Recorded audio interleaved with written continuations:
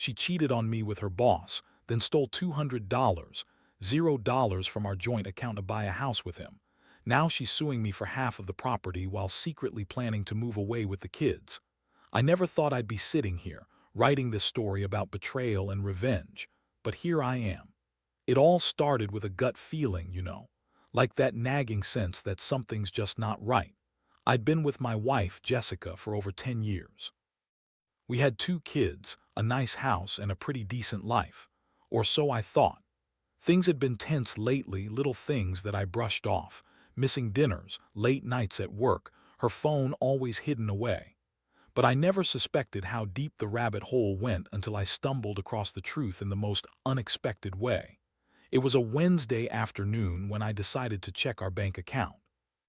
Jessica had been acting weird lately, more irritable, snapping at me over small stuff, and she kept canceling plans with friends.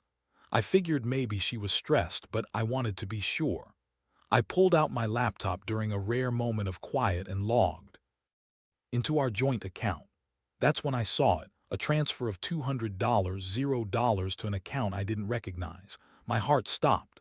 At first I thought it was a mistake, but then I looked closer. The transfer had gone through just a few days earlier. I checked the account details, name, address, everything matched the house Jessica and I had been planning to buy. But she hadn't told me about this. I looked through the transaction history to see what it was for. That's when I saw the note attached. Down payment for the new house with Mark. Mark, that's her boss's name. My stomach clenched. I knew Jessica worked for a marketing firm downtown and Mark was her boss, an arrogant, smug guy in his early 40s who always looked at her a little too long. I'd noticed the way she'd act around him, overly flirtatious sometimes, like she enjoyed the attention. But I never thought it'd go this far. Not $200, $0 far. I sat there stunned, trying to process what I'd just seen. It was a lot to take in. I'd always trusted her, or at least I thought I did, but money doesn't lie, and this transaction told me everything I needed to know. Jessica had been planning this, secretly cooking up a new life with her boss, and I was just a pawn in her game. Worse, she was planning to take our house, our home, and run away with the kids. I had to confront her. I couldn't let her keep lying to my face, not anymore. I waited until she got home that evening. My mind was racing, trying to come up with the right words, the right way to handle this mess. But I knew I couldn't just sit on this knowledge forever. When she walked through the door, I could see the guilt in her eyes before she even said a word. She looked at me differently, like she knew I knew. "Hey, babe," she said, trying to sound normal. "How was your day?" I stared at her, voice cold but steady. "We need to talk now." Her smile faltered. "What's wrong?" I pulled out my phone, showed her the bank statement. Her face went pale. "What is this? Why did you transfer $200, $0? Did you take a loan? Is this some kind of joke?" She shrugged, trying to brush it off.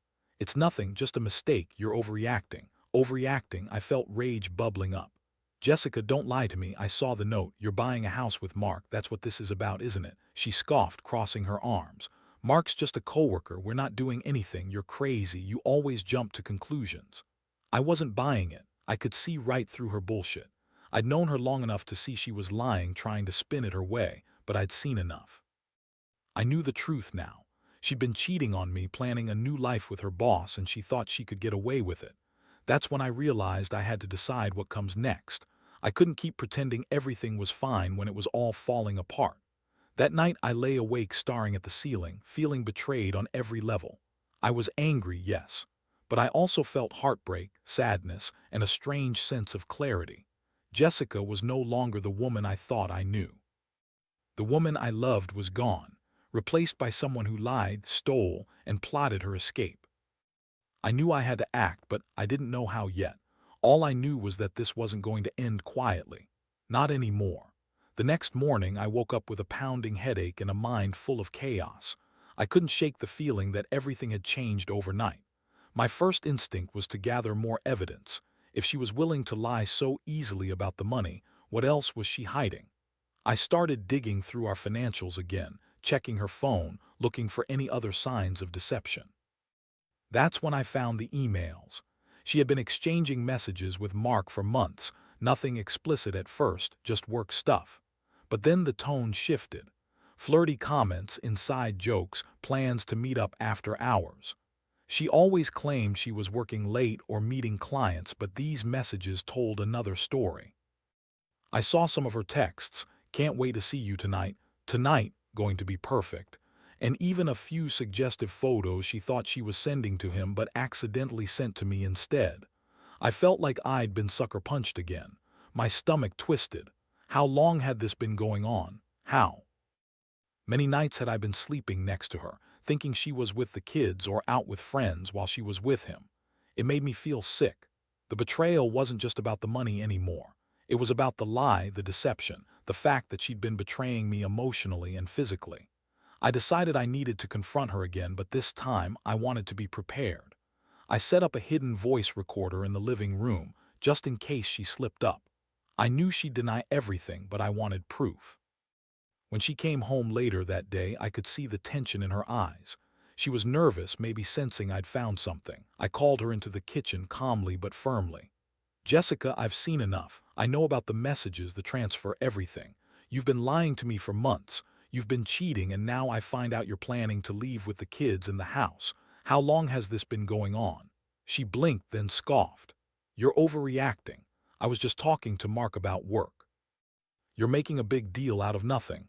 I shook my head, holding up my phone with the recordings. No, Jessica, I've got everything, the messages, the bank transfer, the emails. You think you can lie your way out of this? I trusted you. We built this life together, and you've been sneaking around behind my back. She started to cry, but it was fake. I could see right through her tears. You don't understand. I was stressed.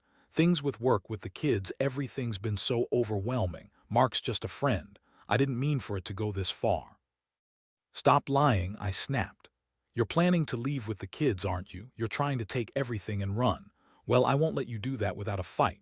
That's when she looked at me with this cold, bitchy expression. You're just jealous because Mark's doing better than you ever could. You're not enough, Jason. That's why you're so mad. That was the last straw. I saw her for what she was, a manipulative, selfish woman who'd ruined everything. I felt rage boiling up inside me, but I kept my cool.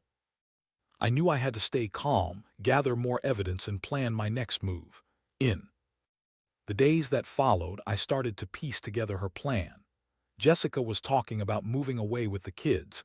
She'd even hired a lawyer to split the assets, claiming she deserved half the house because we were married in name only. Meanwhile, she was secretly negotiating with Mark about the new house, which she'd already bought using our joint account funds. The $200, $0 was just the tip of the iceberg. I couldn't believe I'd been so blind. All the signs were there, and I'd ignored them, thinking she was just stressed or busy. But she was orchestrating her escape, and I was just a pawn in her game. It hit me hard, how much she'd lied, how much I'd trusted her, and how deeply she'd betrayed me. So I started planning my own revenge, not just emotionally, but financially. I wasn't going to let her walk away with everything she wanted. I needed to stop her, to make her pay for what she did. I wasn't sure exactly how yet, but I knew I had to act fast. If she was planning to leave with the kids and the house, I had to be one step ahead. That night, I sat down with a legal advisor, explained everything, the affair, the money, her plans. I was determined to fight for my rights, for my family, and for the house that I helped pay for. I'd been humiliated, yes, but I wasn't going down without a fight. Jessica's plan to run away with her boss and take everything I'd worked for was about to backfire. I felt a cold resolve settle inside me. This was no longer just about betrayal. It was about reclaiming what was mine and making her understand that she couldn't just manipulate and lie her way out of this. The game was on, and I was ready to play it to the end. Over the next few days, everything started moving faster than I expected. Jessica's lawyer sent over papers claiming she was entitled to half the house, citing some vague marital assets, even though she'd already been planning her escape. I knew I had to act quickly. I reached out to a private investigator to dig into her finances and her plans. I needed to know exactly what she was up to, especially with the house and the kids. Meanwhile, Jessica kept up her act, playing the victim, crying, saying she was just stressed and that I was overreacting again. She was good at spinning stories, but I wasn't buying it anymore. I had proof now: texts, bank transfers, emails. She was planning her escape, and she was doing it behind my back. I couldn't let her get away with it. One evening, I got a call from the pie. He had some shocking news. Jessica had already moved a lot of her valuables out of the house: jewelry, expensive electronics, even some heirlooms we'd inherited. And she'd been talking to a realtor about listing the house without my knowledge. She was planning to sell it and take the money, leaving me with nothing. That's when I realized I had to act even faster. I sat her down one night, confronting her again. I told her I knew everything: the affair, the money, her plans. Her face froze like she'd been caught in a trap. She tried to deny it, but I had the evidence. I told her I was going to file for an emergency hearing to stop her from selling the house or moving the kids out of state. She laughed, trying to dismiss me, but I could see the panic behind her eyes. "You're just jealous," she spat. "Mark and I are building a life. You're nothing but a jealous, insecure loser. The house is ours now, and there's nothing you can do about it." Her words made my blood boil. I'd been giving her the benefit of the doubt for too long. Jessica had become a manipulative, selfish bitch, and I realized I needed to take control before she destroyed everything. I contacted my lawyer first thing the next morning, filing for full custody of the kids and an injunction to freeze the sale of the house. I couldn't let her just walk away with everything, especially not the house I'd been working so hard to pay for. While we waited for the court date, Jessica's facade started cracking. She became more aggressive, more reckless. She was furious that I was fighting back. I caught her trying to sneak out at night, packing more stuff into her car. She even tried to bribe the realtor with a huge sum of cash to push the sale through quickly. But I had already alerted the bank and the court, and the sale was put on hold. The emotional toll was brutal. I felt betrayed, humiliated, and angry all at once. I kept asking myself how my wife could do this, how she could lie, cheat, steal, and then turn around and act like she was the victim. But I knew I had to stay strong, for the sake of the kids, for myself. I couldn't let her see me broken. I had to fight for what was mine, and I was more determined than ever.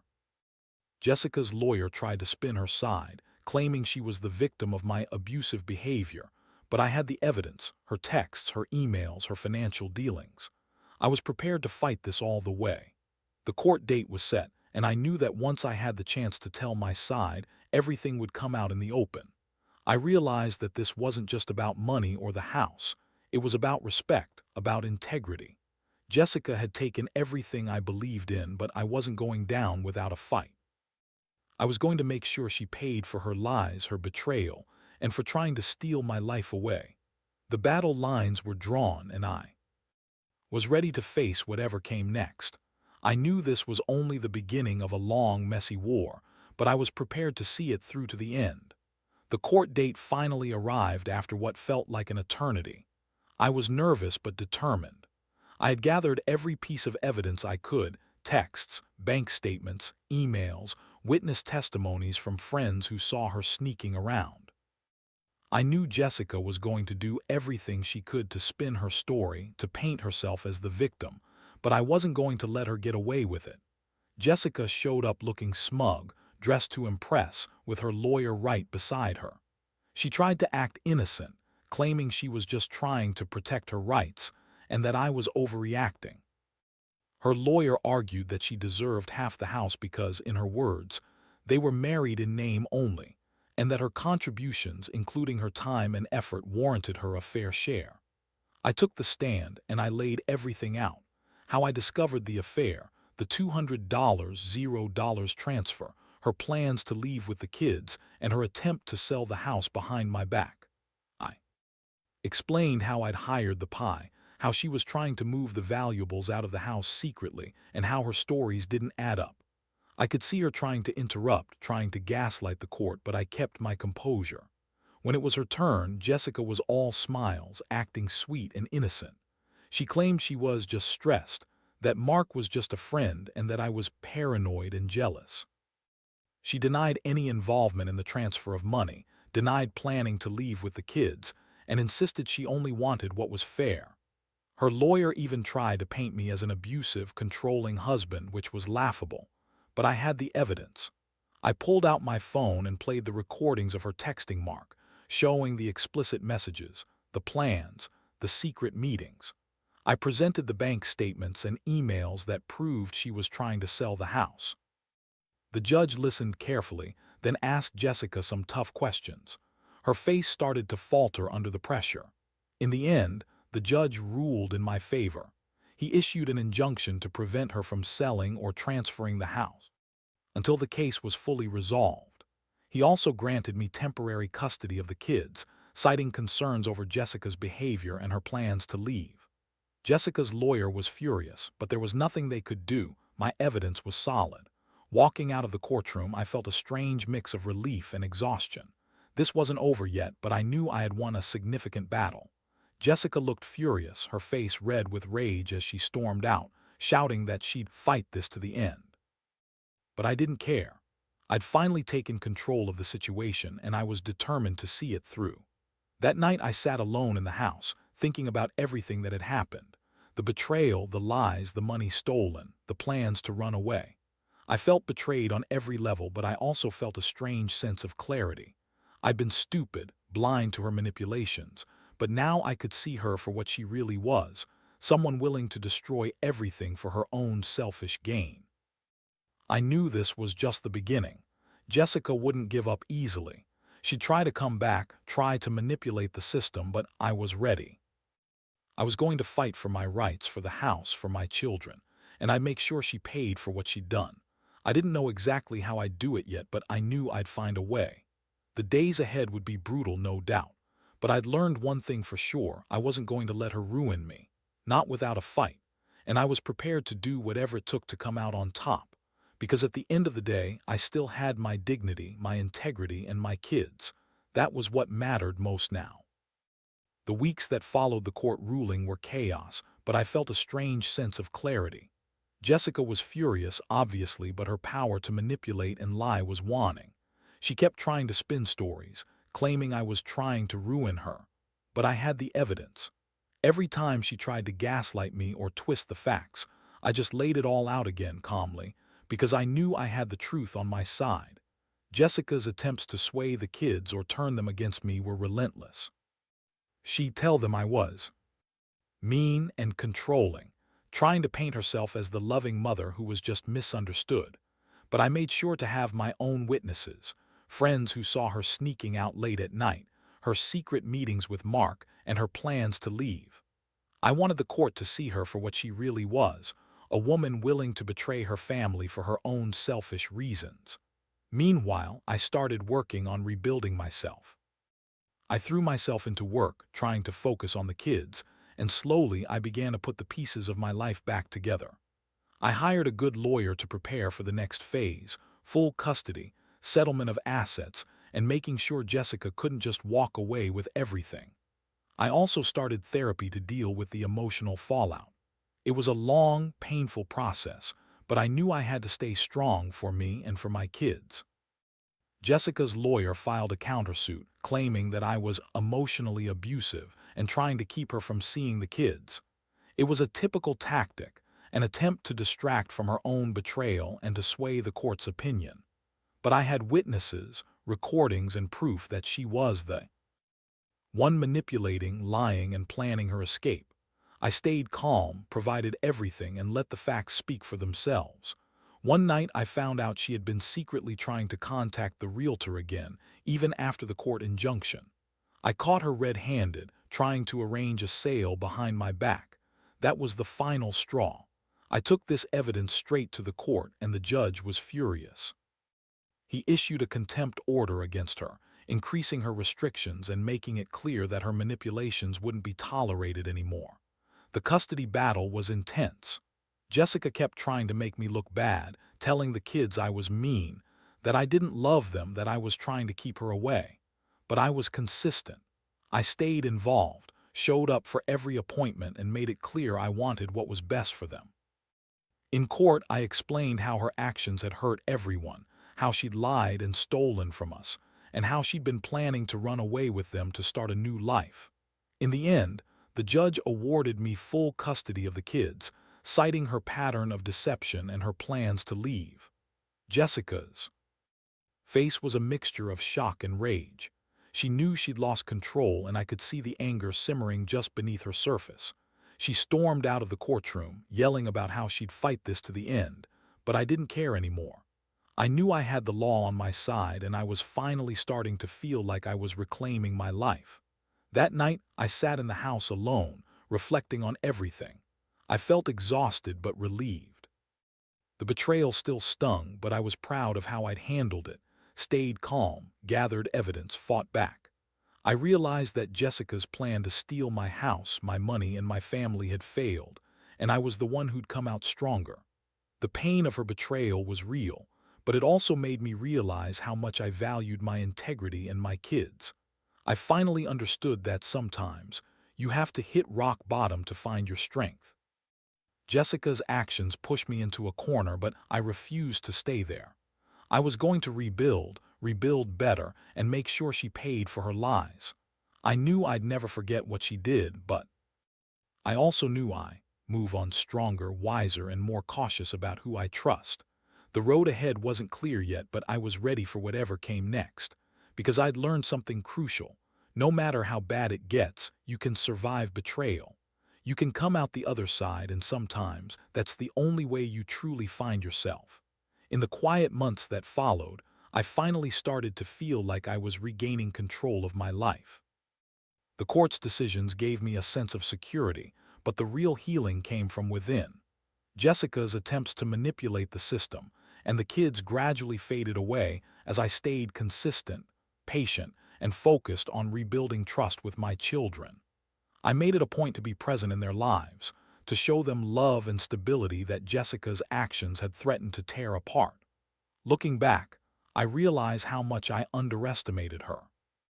I thought we were solid, that we had a future built on trust and mutual respect. Turns out, she was willing to throw all that away for some fleeting affair and a new house with her boss. The betrayal was staggering, but it taught me some hard lessons about trust, boundaries, and the importance of listening to that gut feeling. If something doesn't feel right, it probably is. Ignoring the signs only makes things worse. One of the biggest realizations I had was how much I had to stand up for myself. I was tempted to just accept her lies, to go along with her version of events to keep the peace, but that would have been a mistake. I learned that sometimes you have to fight for what's right, even if it's uncomfortable or costly. Standing up for myself, for my kids, and for my integrity was the most important thing I could do. It wasn't easy, and I lost a lot in the process: money, trust, a marriage, but I gained clarity and a sense of self-respect I never knew I had. The emotional scars are still there. I won't pretend I've moved on completely, but I've accepted what happened. I've forgiven myself for not seeing the signs sooner, and I've forgiven her for the pain she caused. Forgiveness doesn't mean forgetting or excusing her actions. It means I refuse to let her control my happiness anymore. I've learned to set boundaries, to be cautious, and to trust my instincts from now on. As for the future, I focus on my kids and myself. We're rebuilding our lives step by step. I've started dating again carefully, and I've learned to recognize red flags early. I realize now that I deserve honesty, loyalty, and respect, things I thought I had with Jessica but turned out to be illusions. I don't dwell on what could have been. I look forward to what will be. This whole experience has changed me. It's made me more aware of the subtle signs of betrayal, more cautious about who I trust, but also more resilient. I know now that betrayal can come from the person you love most, but that doesn't define you. What matters is how you respond. I chose to fight, to stand up, and to rebuild. That's what saved me. So for anyone out there going through something similar, if you suspect betrayal, don't ignore it. Face it head on. Gather your proof. Protect yourself and your loved ones. It's going to be tough, but in the end, you'll come out stronger. Trust me, I've been there. It's a painful journey, but it's also a path to reclaiming your life and your dignity. And in the end, that's all that really matters.